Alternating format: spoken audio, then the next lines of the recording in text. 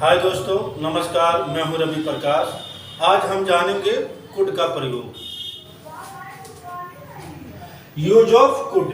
Could का प्रयोग भूतकाल की योग्यता यानी बीते हुए समय में जब सामर्थ्य, क्षमता व शक्ति का भाव जो है प्रकट होता है, उस सेंस में भी आपका जो है कुड का प्रयोग किया जाता है। भूतकाल की योग्यता वाले वाक्यों के अंत में सकता था, शक्ति थी, सकते थे आदि जैसे शब्द आते हैं। नेक्स्ट है विनम्र निवेदन, यानी जब हमें किसी से विनम्रता पूर्वक निवेदन करना हो, उस सेंस में भी जो है आपका कुड का प्रयोग किया जाता है। और जो है विनम्र निवेदन वाले वाक्यों के अंत में सकता है, शक्ति है, सकते हैं आदि जैसे शब्द जो है आते हैं।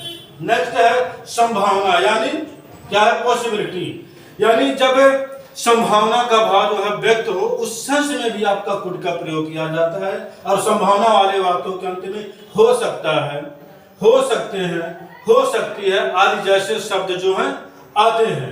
नेक्स्ट है रिग्रेट का शाब्दिक अर्थ होता है जो है पछतावा करना, यानी पछतावा करने के सेंस में भी जो है आपका कुड का प्रयोग किया जाता है। यानी जब जो है पछतावा किया जाता है, ऐसे वाक्यों के अंत में जो है सका, सकी, सके, पाया, पाई, पाए जो है आज जैसे शब्द आते हैं।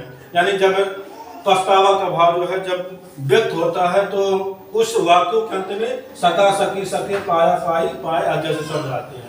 नेक्स्ट है विश, यानी इच्छा। इच्छा को जाहिर करने के सेंस में, यानी इच्छा को प्रकट करने के जो है भाव में भी आपका कुड का प्रयोग किया जाता है। और इच्छा वाले वाक्यों के अंत में सकता, शक्ति, सकते आदि जैसे जो है शब्द आते हैं। तो दोस्तों, ये जो पांचों टॉपिक्स हैं, इनको हम अभी बारी बारी से जो है समझेंगे एग्जाम्पल से। हम जो है फर्स्ट टॉपिक को देखेंगे, पास्ट एबिलिटी। पास्ट एबिलिटी का शाब्दिक अर्थ होता है भूतकाल की योग्यता। भूतकाल मतलब बीता हुआ समय। जब बीते हुए समय में सामर्थ्य, क्षमता व शक्ति का भाव प्रकट हो, उस सेंस में जो है कुड का प्रयोग किया जाता है।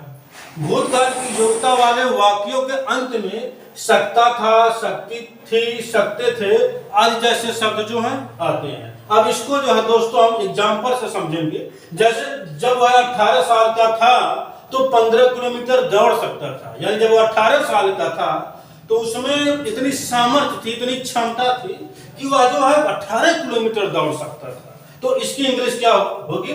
When he was 18 years old, he could run 15 kilometers. क्या? When he was 18 years old, he could run 15 kilometers. अब हम जो है नेक्स्ट सेंटेंस को देखेंगे। जब आप कॉलेज में थे तो गिटार बजा सकते थे, यानी जब आप कॉलेज में थे तो आपके पास उतनी सामर्थ्य थी, उतनी क्षमता थी कि जो है आप गिटार बजा सकते थे। तो इसका क्या जो है ट्रांसलेशन होगा? When you were in college, you could play guitar. Next है आप और वे धान काट सकते थे, यानी आप और उनमें जो है धान काटने की सामर्थ्य थी, क्षमता थी। यानी आप इस बात में भी जो है देख रहे हो कि भूतकाल की योग्यता का भाव प्रकट हो रहा है। बीते हुए समय की जो है बात हो रही है कि आप और वे जो है धान काट सकते थे। तो इसकी इंग्लिश क्या होगी? You and they could cut the paddy. Second topic है विनम्र निवेदन। विनम्र निवेदन के सेंस में कुड का प्रयोग किया जाता है। यानी जब हमें किसी से विनम्रता पूर्वक निवेदन करना हो, उस सेंस में जो है कुड का प्रयोग किया जाता है। और जब विनम्र निवेदन जिस वाक्य में आपका व्यक्त होता है, उस वाक्य के अंत में सकता है, शक्ति है, सकते हैं जैसे जो है शब्द आते हैं। अब इसको जो हम एग्जाम्पल से समझेंगे। क्या मैं आपसे 1 मिनट बात कर सकता हूँ? क्या मैं आपसे 1 मिनट बात कर सकता हूँ? इस बात में आप जो है देख रहे हो विनम्र निवेदन का जो है सेंस एक्सप्रेस हो रहा है। इसलिए इसका जो है इंग्लिश होगा could I talk to you for 1 minute. क्या? Could I talk to you for 1 minute.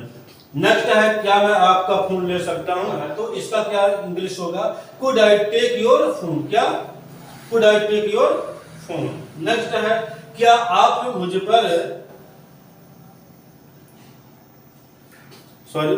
क्या आप मुझ पर एक आसान कर सकते हो?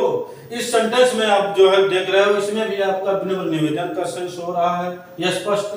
तो इस सेंटेंस का इंग्लिश क्या होगा? Could you do me a favour. क्या? Could you do me a favour, यानी क्या आप मुझ पर एक आसान कर सकते हैं, इसकी इंग्लिश होगी could you do me a favour. को हम देखेंगे पॉसिबिलिटी यानी संभावना। संभावना के सेंस में कुड का प्रयोग किया जाता है और संभावना वाले वाक्य के अंत में हो सकती है, हो सकते हैं, हो सकता है आदि जैसे जो है शब्द आते हैं। इसको हम जो है एग्जाम्पल से समझेंगे। वो इस वक्त घर पर हो सकता है। क्या? वो जो है इस वक्त घर पर हो सकता है। इस वाक्य में आप देख रहे हैं जो है संभावना का भाव प्रकट हो रहा है। इसलिए इस सेंटेंस का इंग्लिश जो है ट्रांसलेशन क्या होगा? He could be at home right now. क्या? He could be at home right now. Okay, next है हो सकता हो वह बीमार हो। क्या? हो सकता है कि वह जो है बीमार हो, ऐसी संभावना जो है व्यक्त हो रही है, प्रकट हो रही है इस वाक्य में। तो इसका क्या ट्रांसलेशन होगा? He could be ill. क्या? ही कुड बी इल। इल के जगह पे हम जो है सिक को भी लगा सकते हैं। नेक्स्ट सेंटेंस है दोस्तों, ये शर्ट 700 रुपए की हो सकती है। क्या? ये जो शर्ट है ये 700 रुपए की हो सकती है। इस सेंटेंस में आप जो देख रहे हो संभावना का जो है भाव व्यक्त हो रहा है। तो इसकी इंग्लिश क्या होगी? This shirt could be of 700 rupees. क्या? This shirt could be of 700 rupees. दोस्तों अब टॉपिक नंबर 4 को हम देखेंगे। रिग्रेट। रिग्रेट का शाब्दिक अर्थ होता है पछतावा करना। पछतावा करने के सेंस में जो है कुड का प्रयोग किया जाता है। और रिग्रेट वाले सेंटेंस के लास्ट में सका, सकी, सके, पाया, पाई, पाए आदि जैसे जो है शब्द आता है। अब हम इसको जो है एग्जाम्पल से समझेंगे। मैं उसे बचा नहीं सका। क्या? मैं उसे बचा नहीं सका। इस वाक्य में जो है आप देख रहे हो पछतावा का भाव प्रकट हो रहा है, इसलिए इसमें जो है आपका कुड का प्रयोग किया जाएगा। तो इसकी इंग्लिश होगी I could not save her. क्या होगा? I could not save her. Next है मैं आज तक उसे भूल नहीं पाया। क्या? मैं जो है आज तक उसे भूल नहीं पाया। इस वाक्य में भी आप जो है देख रहे हो पछतावा का सेंस एक्सप्रेस हो रहा है, यानी पछतावा का जो भाव व्यक्त हो रहा है। तो इसकी इंग्लिश क्या होगी? I could not forget her till now. अब जो है हम नेक्स्ट सेंटेंस को देखेंगे।